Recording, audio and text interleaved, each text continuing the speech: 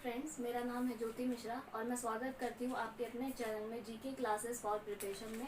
तो जैसा कि पिछली कक्षाओं में हमने संज्ञा, सर्वनाम, विशेषण, क्रिया, क्रिया विशेषण के बारे में पढ़ा जो कि विकारी शब्द थे, और अविकारी शब्दों के बारे में यानी कि क्रिया विशेषण और समुच्चय बोधक, संबंध बोधक, विस्मय व्याधि बोधक के बारे में हमने पढ़ा। ठीक है, तो विकारी और अविकारी शब्दों के बारे में हम पढ़ चुके हैं। ठीक है, तो आज हम पढ़ने वाले हैं हिंदी भाषा और व्याकरण, यानी कि हिंदी भाषा कहाँ से आया। ठीक है, हिंदी शब्द कहाँ से आया, तो शुरुआत करेंगे हिंदी से। ठीक है, उसके बाद धीरे धीरे हम आगे बढ़ेंगे। ठीक है, तो हिंदी जो है, अगर कहीं प्रश्न आ जाए कि हिंदी कैसा शब्द होता है, तो आप क्या बताएंगे कि कभी कभार एग्जाम में आ गया, मेरे भी एग्जाम में एक बार आ गया था, उस पर मैंने कभी ध्यान नहीं दिया था कि हिंदी मतलब बहुत सारे शब्द आते हैं कि हाँ ये तो हमारा तुर्की का शब्द है, ये हमारा फारसी का शब्द है, ये हमारा अरबी का शब्द है, लेकिन एग्जाम में एक बार आ गया कि हिंदी किस भाषा का शब्द है, उस पर मैंने कभी ध्यान ही नहीं दिया था। हो सकता है और भी बहुत सारे लोगों ने कभी ध्यान ना दिया हो। तो इसका ये है कि हिंदी फारसी भाषा का शब्द है। ठीक है, और ये किसने दिया हमें, ये ईरानियों ने दिया था। क्या हुआ था कि जैसे भारत की, जैसे आप बहुत पहले जाएंगे तो बहुत प्राचीन नदी सिंधु के बारे में हमेशा चर्चा होती रही है, बहुत पहले से ये नदी बहुत प्राचीन टाइम से है। तो मतलब क्या होता है कि जो सिंधु नदी थी उस टाइम पे, तो वो जैसे ईरानी जो होते थे, तो मतलब उसी के आसपास बहा करती थी। ठीक है, तो ईरानी जो सिंधु नदी के पार वाले लोगों को कहते थे ईरानी, कि मतलब वे लोग स को ह में प्रयोग करते हैं। ठीक है, तो हिंदू कहते थे उनको। ठीक है, वो सिंधु ना कह के हिंदू कहते थे। उनका जो स होता था उसका प्रोनाउंसिएशन, उच्चारण उसका ह होता था।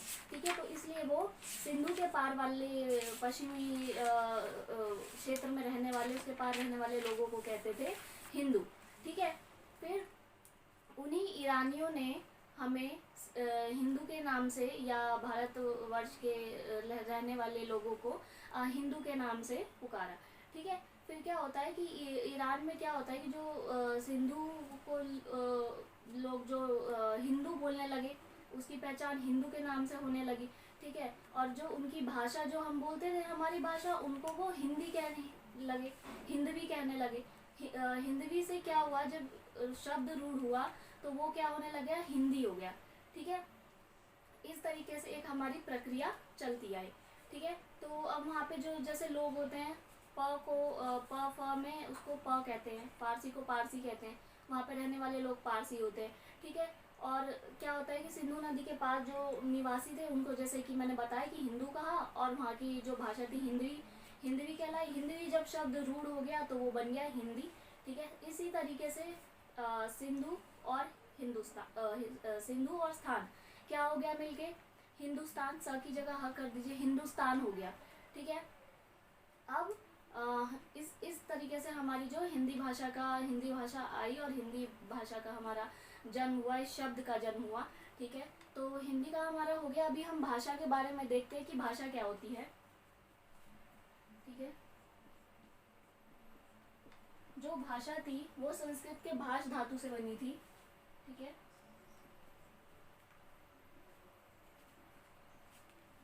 संस्कृत के मूल धातु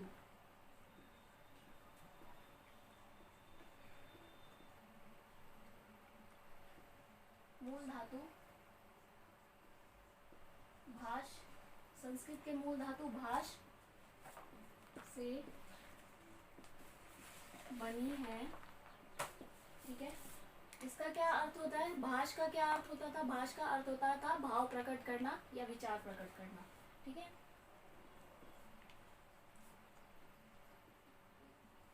भाव प्रकट करना या विचार प्रकट करना। भाषा का अर्थ ही क्या होता है, ये संस्कृत के भाष धातु से मिलकर बनी है भाषा, जिसका अर्थ होता है भाव प्रकट करना या विचार प्रकट करना। यदि जब हम हिंदी बोलते हैं या कोई सी भी भाषा बोलते हैं, दुनिया में कोई भी भाषा बोले, तो वो क्यों बोलता है, क्यों भाषा का प्रयोग करते हैं, अपने विचारों को प्रकट करने के लिए, अपने भावों को प्रकट करने के लिए। ठीक है, इसलिए भाषा का प्रयोग होता है कि ताकि हम अपने भावों को, अपने मन के विचारों को, अपने इच्छाओं को प्रकट कर पाए सामने वाले को और वो समझ जाए। ठीक है, तो एक इंसान में एक जानवर में क्या अंतर होता है, हमारे में दोनों में क्या अंतर अंतर यही है कि हमारे पास भाषा है, हम सामाजिक है, समाज में रहते हैं, और जानवरों के पास भाषा नहीं है। ठीक है, समाज में नहीं रहते, सामाजिक नहीं होते। ये दो चीज़ों का अंतर होता है जानवरों और हम में। ठीक है, अब जैसे हिंदी भाषा की उत्पत्ति कैसे हुई, इसको भी एक बार समझ लेते हैं। हमें एक शब्द तो मिल गया हिंदी, लेकिन हिंदी की उत्पत्ति कैसे हुई, हिंदी भाषा आया कहाँ से, और क्या जो हम अभी भाषा बोल रहे हैं वो कई सालों पहले, क्या बहुत सालों पहले क्या इसी तरीके से हम बोलते थे, खड़ी बोली ही बोलते थे? नहीं, बिल्कुल भी नहीं, खड़ी बोली नहीं बोलते थे। खड़ी बोली अब आधुनिक समय में हमारे पास आई है, उससे पहले कोई और भाषा हुआ करती थी। ठीक है, तो उन्हीं भाषाओं से हिंदी का जन्म हुआ। आज जो हम रूप देखते हैं हिंदी का, वो कई चरणों से होकर गुजरी है। ठीक है, तो आइए उन चरणों को एक बार हम समझ लेते हैं।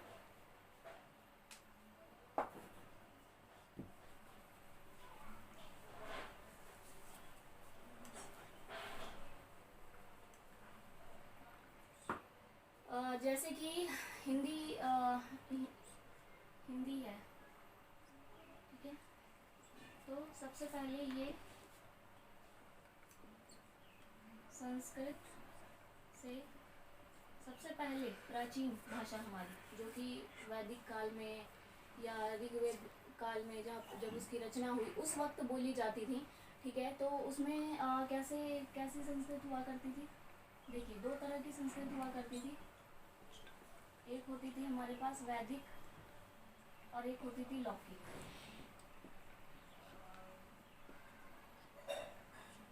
ठीक है, संस्कृत लिख देती हूँ मैं यहाँ पे शॉर्ट में।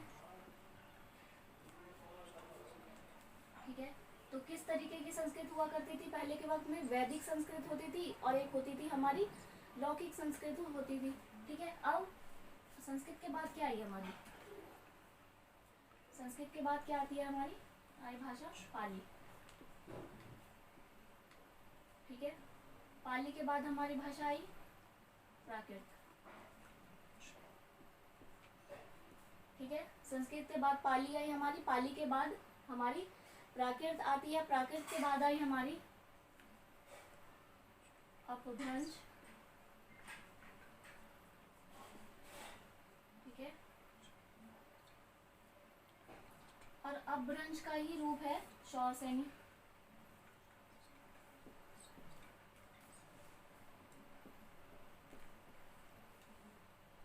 अब अपभ्रंश कहिए, अवहट कहिए या अवहत कहिए, वो भ्रंश का ही रूप है। ठीक है, अपभ्रंश के स्थान पर आपने देखा होगा कई जगह अवहट आ जाता है, अवहत आ जाता है, अपभ्रंश आता है, यानी कि हिंदी का बिगड़ा हुआ रूप। ठीक है, उबड़ खाबड़ बिगड़ा हुआ रूप होता था अपभ्रंश, तो अपभ्रंश का ही रूप है एक शौरसेनी। ठीक है, और इसी शौरसेनी से फिर क्या हुआ? हिंदी की उत्पत्ति हुई। तो आप देख सकते हैं यहाँ पर कि हिंदी ऐसे ही नहीं आ गई, कितने सारे चरणों से होकर हिंदी को गुजरना पड़ा, कितने सारे काल से होकर गुजरना पड़ा। अब काल की बात कर लें, वैदिक संस्कृति किस टाइम पे हुआ करती थी हमारी?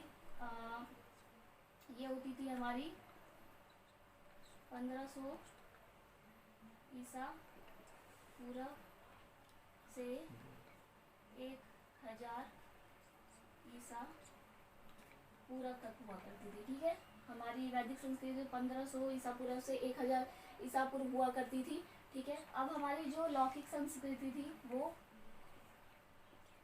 1000 ईसा पूर्व से 500 ईसा पूर्व तक चली। ठीक है, अगर एकदम से आ जाए कि पूरी संस्कृत कब चली, तब आप बोलेंगे 1500 ईसा पूर्व से 500 ईसा पूर्व चली। ठीक है, लेकिन अगर आपसे पूछा जाए कि वैदिक संस्कृत का क्या समय था, तो वो 1500 ईसा पूर्व से 1000 ईसा पूर्व का बताएंगे आप। लौकिक संस्कृति का 1000 ईसा पूर्व से 500 ईसा पूर्व तक बताएंगे। ठीक है, फिर पाली का क्या वक्त था, यहीं से जोड़ लीजिए, 500 ईसा पूर्व से 1 ईस्वी। ईसा पूर्व का क्रम घटता है और ईस्वी का क्रम बढ़ता है। ठीक है, हमेशा ध्यान में रखना ये। पाली कब आई? एक ईस्वी से 500 ईस्वी तक, ठीक है।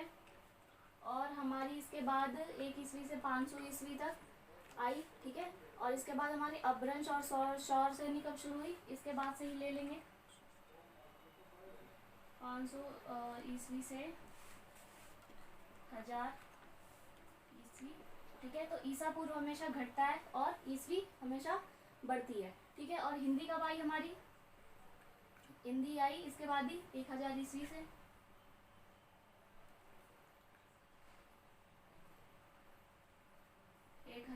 ईस्वी से अभी तक वर्तमान काल तक, ठीक है, वर्तमान काल तक चली रही है।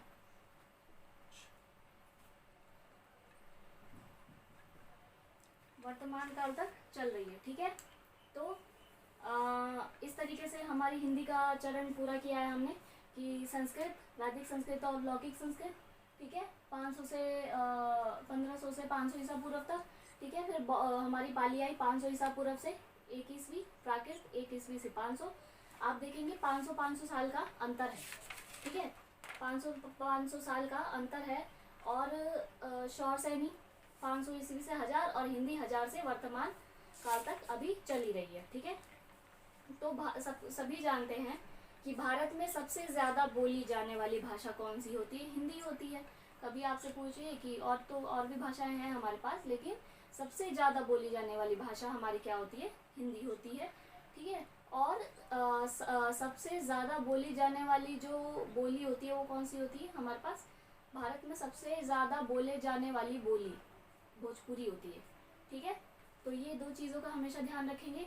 तो क्या हुआ, 1000 से वर्तमान काल तक की एक समय तक हमारा हिंदी जो चल रहा है, तो इसमें अब क्या होता है कि 1100 से हिंदी का प्रयोग ज़्यादा होने लगा है, ठीक है। 1100 ईस्वी से हाँ हिंदी का प्रयोग ज़्यादा हुआ और उसके बाद हिंदी में परिवर्तन आए, ठीक है। और हिंदी को मतलब धीरे धीरे मानक कर दिया गया, व्याकरण उसका अच्छे से बनाया गया कि उसका भी उच्चारण अच्छे से होना चाहिए, ठीक है। ये सब चीज़ें हुई। अब हिंदी भाषा की बात हो गई, इसके बाद हम आते हैं हिंदी की लिपि। हिंदी की लिपि क्या होती है, हिंदी की लिपि देवनागरी होती है। तो लिपि को हम कैसे समझेंगे, यानी कि लिपि का क्या अर्थ होता है, यानी कि भाषा के लिखने के ढंग को लिपि कहते हैं, ठीक है। भाषा के लिखने के ढंग को क्या कहते हैं, लिपि। जिस तरीके से आप भाषा को लिखते हैं, यानी कि निश्चित चिन्ह जो आपको दिए गए हैं, उन निश्चित चिन्हों को लिख के आप हिंदी भाषा लिखते हैं, उसको कहते हैं लिपि। भाषा के लिखने के ढंग को और निश्चित चिन्ह को, या भाषा के लिखने के ढंग कहिए या निश्चित चिन्ह कहिए, ठीक है। जो उसके लिए निश्चित चिन्ह दिए गए हैं हमें, वो है हमारी देवनागरी लिपि, ठीक है। तो क्या होता है कि प्रत्येक भाषा की जैसे हमारी हिंदी की अपनी लिपि है देवनागरी, वैसे हर भाषाओं की अपनी अपनी लिपि होती है, ठीक है। जैसे कि अब देवनागरी लिपि में ही देख लीजिए, संस्कृत की लिपि भी देवनागरी है, हिंदी की भी देवनागरी है, ठीक है। लेकिन जैसे आप उठा लेंगे मराठी, तो मराठी की एक अलग लिपि है। आप उठा लेंगे बांग्ला की एक अलग लिपि है, ठीक है। लेकिन संस्कृत हिंदी की एक ही लिपि है। पंजाबी उठा लेंगे भाषा, उसकी गुरुमुखी लिपि, ठीक है। तो लिपियाँ भी अलग अलग होती हैं, लेकिन हमारी हिंदी संस्कृत की एक ही लिपि है, देवनागरी, ठीक है। अब देवनागरी कहाँ से आई लिपि, देवनागरी लिपि कहाँ से आई है हमारी, देवनागरी लिपि भी हमारी आई है ब्राह्मी लिपि से, ठीक है। देवनागरी लिपि का जो एक हम अभी देखते हैं विकसित रूप, वो हमें मिला है ब्राह्मी लिपि से। उसमें थोड़ा सा काट छाट करके जो भी करके हमें हमारी देवनागरी लिपि मिली है, ठीक है। तो यहाँ हमें हिंदी भाषा और उसका लिपि हमने अच्छे से पढ़ा है अभी, ठीक है। और अब आगे हम स्वर और व्यंजन के बारे में पढ़ेंगे, ठीक है। स्वर और व्यंजन की शुरुआत करेंगे। आप चाहें तो इसका स्क्रीनशॉट ले सकते हैं, ठीक है।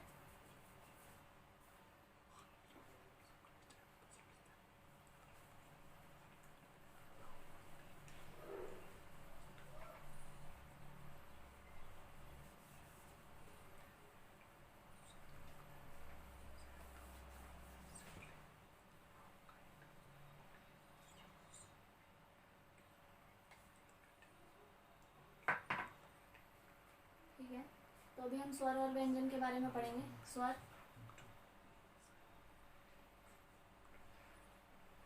स्वर क्या होते हैं, ठीक है। आप पढ़ते हैं, छोटे थे आप जब कक्षा में, तो आपने पढ़ा होगा अ आ इ ई उ ऊ, री से ऋषि, ए ओ औ, ठीक है। तो मैं लिख देती हूँ अ आ,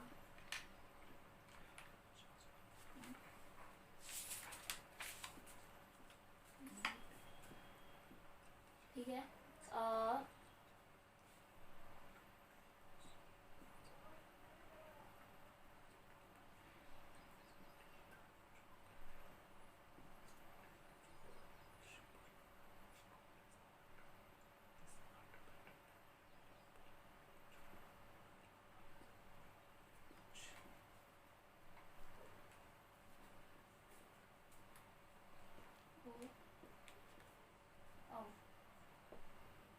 ठीक है। तो कितने होते हैं, 1 2 3 4 5 6 7 8 9 10 11। हमारे स्वर कितने होते हैं, 11 हमारे स्वर होते हैं, ठीक है। हमेशा ध्यान रखिएगा, स्वर जो स्वर होते हैं वो 11 होते हैं। अंग और अह को इसमें ऐड नहीं करते, वो होते हैं अयोगवा होते हैं। अंग और अह जो होते हैं अयोगवा होते हैं, इसमें स्वर में इसकी गिनती नहीं होती है, ठीक है। तो उसके हम कोई पूछे आपसे कि स्वर कितने होते हैं, तो स्वर कितने होते हैं, स्वर 11 होते हैं, ठीक है। अभी व्यंजन की बात कर लेते हैं।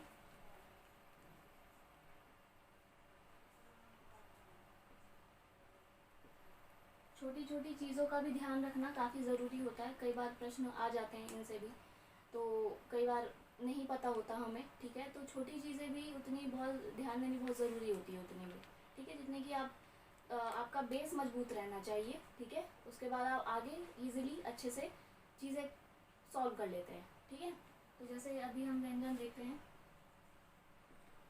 क ख ग घ, ऐसे ही च छ ज,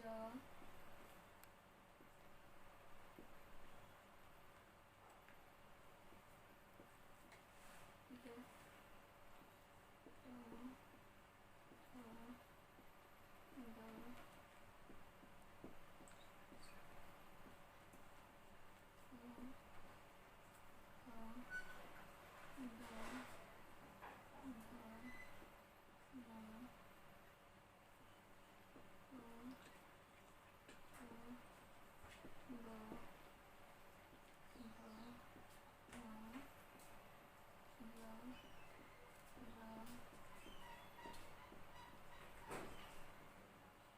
ठीक है, यहाँ तक।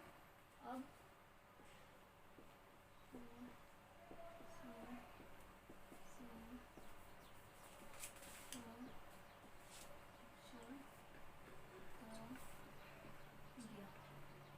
ठीक है, यहाँ तक आपके हो गए व्यंजन। तो व्यंजन हमारे पास कितने हैं, वैसे तो हम 33 गिनते हैं व्यंजन हमेशा, ठीक है। स्वर हमारे 11 होते हैं और व्यंजन हमारे 3 होते हैं, 33 होते हैं, 33 होते हैं, ठीक है। इनको हम नहीं गिनते हैं क्योंकि ये संयुक्त व्यंजन है हमारे, ठीक है। तो अगर आपको प्रश्न आए कि हिंदी वर्णमाला का अंतिम व्यंजन कौन सा होता है, तो आप बताएंगे हिंदी वर्णमाला में अंतिम व्यंजन होता है हमारा ह, ठीक है। और प्रश्न आए कि देवनागरी लिपि का अंतिम चिन्ह, देवनागरी लिपि का अंतिम चिन्ह पूछे तो आप बताएंगे ज्ञ, ठीक है। तो हिंदी वर्णमाला का अंतिम व्यंजन है ह और देवनागरी लिपि का अंतिम चिन्ह क्या है, ज्ञ, ठीक है। हमारे पास आपको पता है कि कितने संयुक्त व्यंजन है, हमारे पास 4 संयुक्त व्यंजन है, इसको मिला के हमारे पास 4 संयुक्त व्यंजन है। इन संयुक्त व्यंजन को इसमें नहीं गिना जाता क्योंकि ये किसी न किसी वर्णों से मिलकर बने, प्रत्येक संयुक्त व्यंजन 2 वर्णों से मिलकर बना होता है। अक्षर क वर्ग वाले उससे मिलकर बना होता है, क वर्ग वाले वर्णों से मिलकर बना होता है, त्र वर्ग वाले वर्णों से मिलकर बना होता है, और ज्ञ ज वर्ण वाले वर्णों से मिलकर बना होता है, श्र श वाले वर्णों से मिलकर बना होता है, ठीक है। तो ये चीज़ें होती हैं। तो संयुक्त व्यंजन के बारे में हम एक बार देख लेते हैं, इनके जो मिलकर बने होते हैं, ये आप हमेशा ध्यान रखिएगा, स्वर आपके 11 हैं और व्यंजन आपके 33 है। ठीक है, तो आप इसका स्क्रीनशॉट ले सकते हैं। कभी कभी आपके दिमाग से निकल जाता है कि कितने होते हैं। हम अंग अह को स्वर में जोड़ देते हैं, अक्षत्र ज्ञ श्र को जोड़ देते हैं हम व्यंजन में। ठीक है, तो हमेशा ध्यान रखेंगे व्यंजन में 33 और स्वर में 11 होते हैं। ठीक है,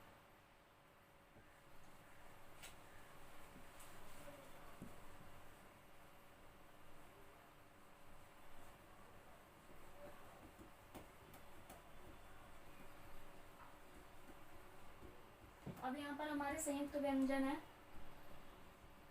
एक हो गया हमारा क्षत्रिय, ज्ञ और एक होता है श्र। ठीक है, ये सब क्या होते हैं हमारे, ये होते हैं हमारे संयुक्त व्यंजन। ठीक है, 4 संयुक्त व्यंजन है हमारे पास।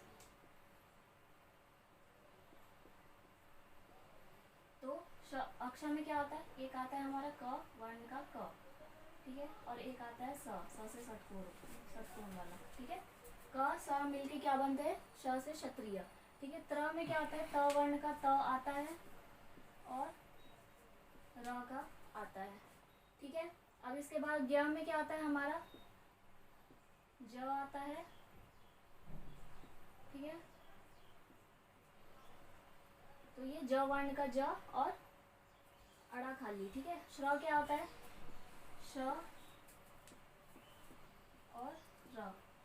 ठीक है, तो हमारे अक्षत्र ज्ञ श्र ये हमारी क स से मिलके क्ष से क्षत्रिय बनता है, त्र से मिलके त और र से मिलके हमारा त्र से त्रिशूल बनता है, ज्ञ से ज और यहाँ से श्र श और र से मिलकर बनता है। ठीक है, तो ये हमारे संयुक्त व्यंजन। संयुक्त व्यंजन क्यों कहा जा रहा है, क्योंकि प्रत्येक व्यंजन हमारे 2 वर्णों से मिलकर बन रहा है। ठीक है, इसलिए इसे संयुक्त व्यंजन कहते हैं, यानी कि 2 का 3 का मिला हुआ रूप। ठीक है, अब क्या है, हिंदी की विशेषता क्या होती है, हिंदी में जैसे बोला जाता है वैसे ही लिखा जाता है। ठीक है, हिंदी का जो एक ध्वनि उच्चारण है, जो उसका ध्वनि उच्चारण आप करते हैं, जिस तरीके का ध्वनि उच्चारण है उसी तरीके की ध्वनि लिखने के लिए भी प्रयोग की जाती है। उसी तरीके के उसके लिए एक निश्चित चिन्ह बनाया गया है। ठीक है, जैसे क है तो क को उसी तरीके से लिखते हैं, ख का ध्वनि उच्चारण ख है तो उसको ख इस तरीके से लिखा गया है। ठीक है, तो हिंदी का यही होता है कि आपको हिंदी में कभी भी कन्फ्यूज़न नहीं होती है। हिंदी जिस तरीके से बोला जाता है, जिस तरीके की उसकी ध्वनि है, उस तरीके से उसका लिखित रूप भी है, उस तरीके से उसके वर्ण निश्चित किए गए हैं लिखने के लिए। ठीक है, उसके चिन्ह निश्चित किए गए हैं लिखने के लिए। अब स्वर क्या होता है कि वे वर्ण जो स्वतंत्र रूप से बोले जाते हैं। मैंने अभी आपको बताया हमारे स्वर 11 होते हैं, तो जो वर्ण स्वतंत्र रूप से आप बोल देते हैं, जैसे आप देखेंगे यहाँ पर आप हाथ लगा कर देख सकते हैं, जैसे अ आ ई ऐसे बोलेंगे, तो इसको बोलते वक्त क्या होता है, जब वायु बिना किसी अवरोध के मुख से बाहर निकल जाती है तो उसे स्वर कहते हैं। यानी कि जब वायु बाहर निकलती है तो कोई अवरोध नहीं होता, किसी प्रकार का अवरोध आप नहीं महसूस करेंगे। ठीक है, तो जब बिना किसी रुकावट के वायु मुख से बाहर निकलती है उसे स्वर कहते हैं। या आप एक आसान परिभाषा में ये देख सकते हैं कि वे वर्ण जो स्वतंत्र रूप से बोले जाते हैं, जिसको बोलने के लिए जो किसी भी वर्ण पर दूसरे वर्णों पर आश्रित नहीं होते, स्वतंत्र रूप से प्रयोग में लाए जाते हैं, स्वतंत्र रूप से बोले जाते हैं। ठीक है, और ऐसे ही व्यंजन ले लीजिए, जब जिन वर्णों को बोलते वक्त मुख से वायु बाहर आने में कठिनाई होती है, ठीक है, तो उसे क्या कहते हैं, हम व्यंजन कहते हैं। यानी कि वे वर्ण जो स्वर की सहायता से बोले जाते हैं। देखिए, कभी भी व्यंजन जो बोले जाते हैं क ख ग घ, तो उसमें हमेशा स्वर होता है। क में अ, ख में अ, तो वो स्वतंत्र रूप से नहीं बोले जाते व्यंजन, हमेशा स्वर की सहायता से बोले जाते हैं, तो व्यंजन स्वतंत्र नहीं होते। ठीक है, तो आज के लिए स्वर और व्यंजन यहीं तक हमने समाप्त किए। ठीक है, तो आगे की कक्षा में हम हिंदी भाषा और व्याकरण के बारे में हम दूसरा भाग पढ़ेंगे। ठीक है, तो आज के लिए इतना ही, धन्यवाद। और अपने चैनल को लाइक सब्सक्राइब करना ना भूलें, कमेंट और शेयर भी करें। ठीक है, तो धन्यवाद।